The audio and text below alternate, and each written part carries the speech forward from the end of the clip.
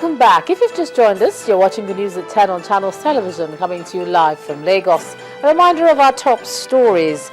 Gunmen attack 2 villages in Kaduna State, killing 38 people. Medical authorities call for donation of blood for victims of yesterday's explosion in Kano. President Jonathan flags off 3 trillion naira Centenary city in Abuja. And pro-Russian rebels shoot down Ukraine army helicopter, killing all on board.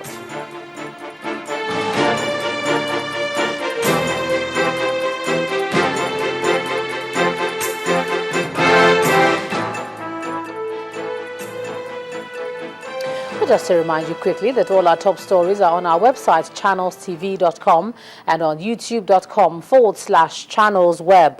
To get us on the move, please visit m.channelstv.com to view us live on your mobile device. You can also download the Channels TV app for Android, iOS and Windows phones from their respective stores.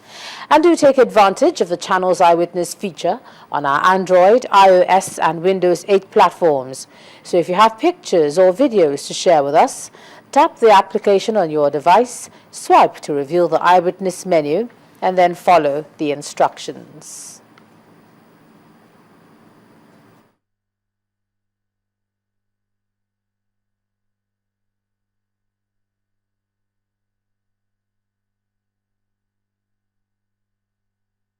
And of course, some of you are already doing that. Let's begin with some of the pictures that are coming in.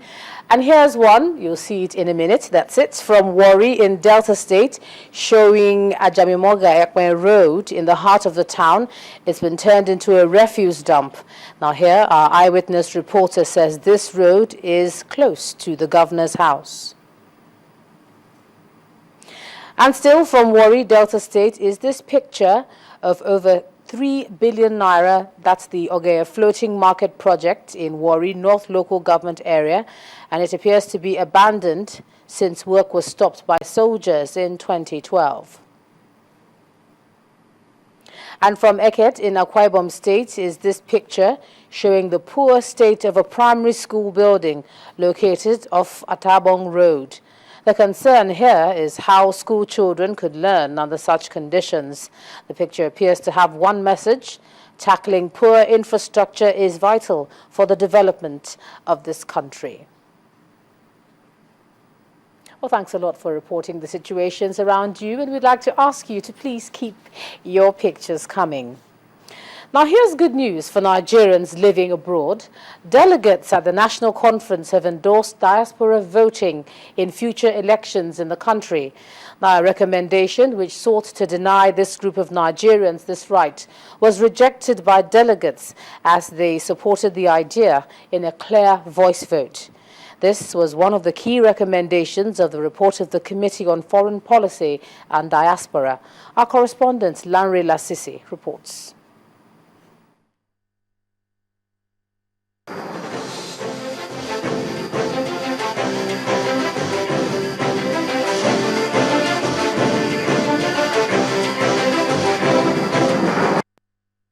The explosion that rocked a public health college in Kano State on Monday was one of the first issues brought before the conference as it's proceeding. But the motion to condole with the families and people of Kano State came with another concern. That from the office of Mr. President, there was no expression of sympathy to the victims of Kano. That's 2 weeks ago as well as yesterday. My analysis has also shown that in the last 1.5 years, all expressions of such condolences and sympathies have not been extended to states where the ruling party PDP is not. And you recall 2 weeks ago that the Brigadier Sabo Committee went again to Maiduguri and went to Chibok.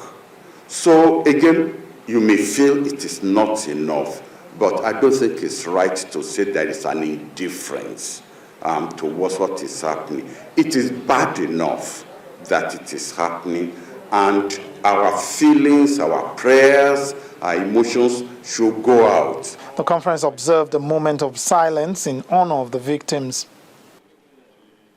May their soul rest in peace. Thank Amen. you. Thank you very much. The conference then moved on to consider the report of the Committee on Foreign Policy and Diaspora. After the committee chairman gave a summary and delegates had discussed the report, several amendments were considered.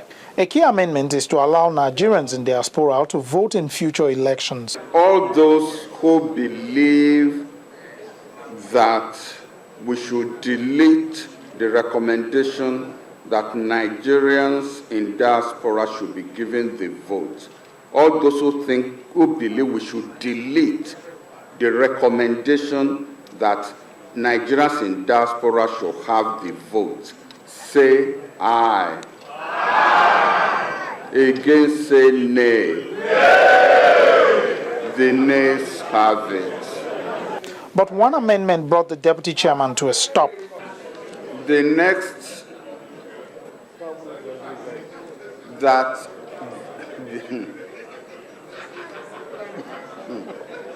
you can read it there, can't you?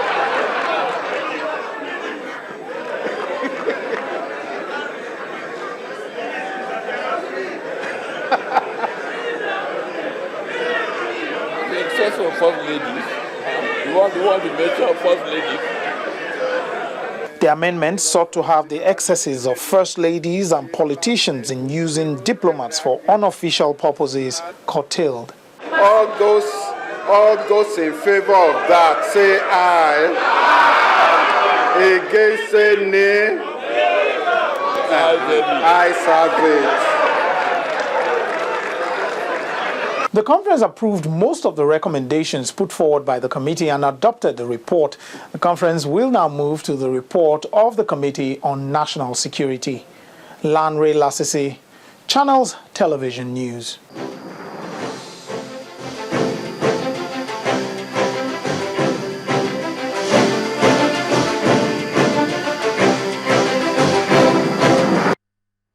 The President has flagged off the construction of the Centenary city, the last of the activities lined up to mark Nigeria's 100 years as a nation.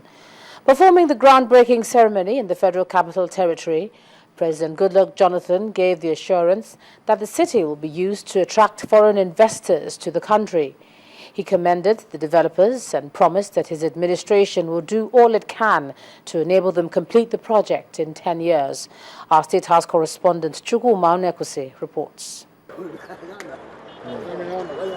This large expanse of land, measuring 1,300 hectares, about 12.6 kilometers site area along the airport road in Abuja, is where the Centenary city will be. The groundbreaking and unveiling ceremony attracted captains of industries from in and outside Nigeria, government officials, including members of the Federal Executive Council, state governors, friends and well-wishers of Nigeria, and members of the diplomatic corps. President Jonathan, whose dream is to build a Nigeria that posterity will cherish, is happy that it's now a reality. Initially, it started as a dream, but I think we are gradually moving to the phase that from dream to reality. It is my determination to make the Centenary City a sustainable and viable economic project, providing not just the best infrastructure and facilities, but also an example in urban management, maintenance, and security.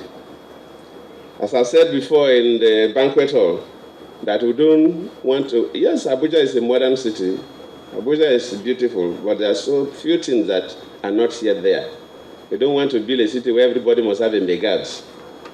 We don't want to build a city where everybody must have his own borehole. But I think you are listening. Other speakers described the vision as evidence of good leadership and an inspiration from the president, a legacy the president wants to bequeath to posterity. The Centenary City is planned to host about 500,000 visitors daily, who may be workers, businessmen, shoppers, tourists, sports lovers, and so on. The planned residential component of the city is only to support the economic activities and to ensure human presence round the clock.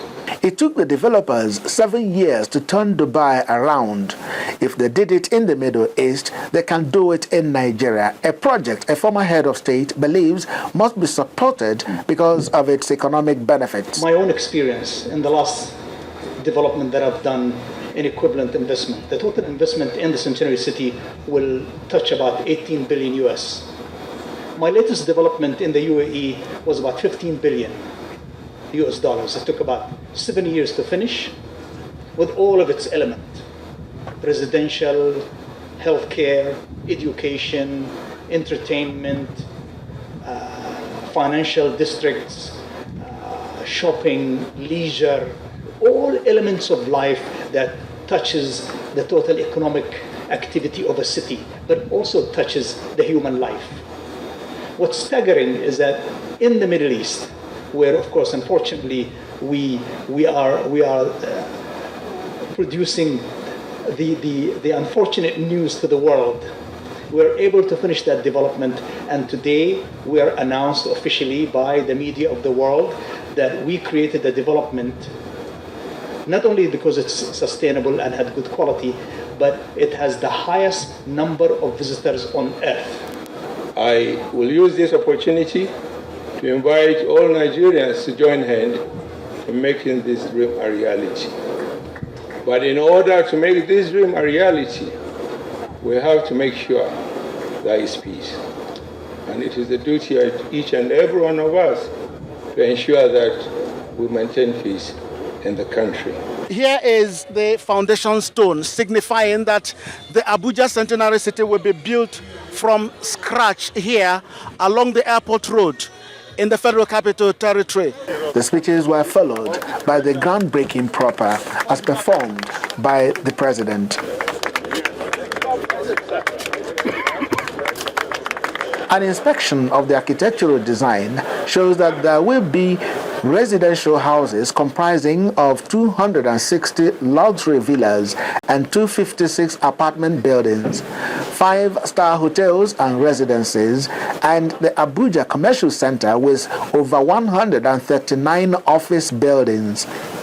In the next 10 years, Nigeria will have the biggest private city using investors from Nigeria and abroad at no cost to the federal government. Chukwuma Onwekusi, Channels Television News. When the news at 10 returns, Central Bank of Nigeria confirms phase 3 of the cashless policy for July. That's on Business News. Do join us again.